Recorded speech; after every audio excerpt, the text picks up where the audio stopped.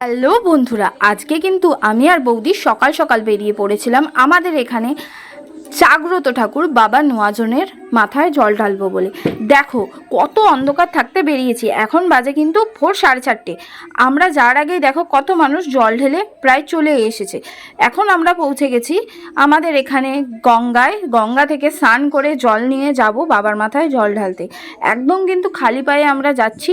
তো দেখো আমরা আসার আগে কত কত মানুষ গঙ্গায় ভিড়, গঙ্গার জল পুরো খুলি একদম পাক হয়ে গেছে। কিন্তু এই জলে স্নান করে আমরা যাব বাবার মাথায় জল ঢালতে।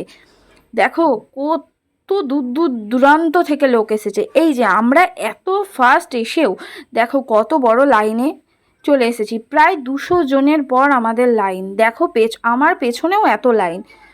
এরপর তো সারা দিন পড়েই রইল। এই যে মন্দির দেখিয়ে দিলাম, দেখো আমাদের জল ঢালা কমপ্লিট। এরপরেও কত কত মানুষ লাইনে, বুঝতে পারছো তাহলে কত ভিড় হয়।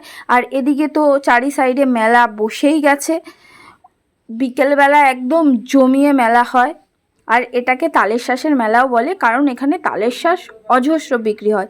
দেখো তোমরা কি পরিমাণে এখানে ভিড় হয়েছে, মানে এত ভিড় হয়েছে কি বলবো। এবার আমাদের পুজো টুজো হয়ে গেছে, এবার আমরা বাড়ি যাব। আমরা যেহেতু বাচ্চাকে রেখে এসেছি, তো আমরা হেঁটে এসেছি, বাড়ি চলে যাব টোটো করে। আমি তোমাদের যেতে যেতে দেখিয়ে দিই যে কটা মেলায় দোকান পড়ে। দেখো জিলেপির দোকান, বাদামের দোকান, সকালবেলা এগুলোর গন্ধে পেট একদম পাকাচ্ছে কি বলবো।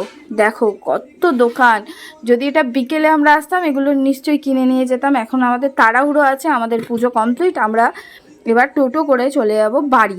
আর তোমরা জানোই না চরণের অবস্থা কি হয়েছে, দেখো কাদা পুরো পাক হয়ে গেছে পাগুলো। এই যে টোটোয় চেপে পড়েছি, এবার চলে যাব বাড়ি।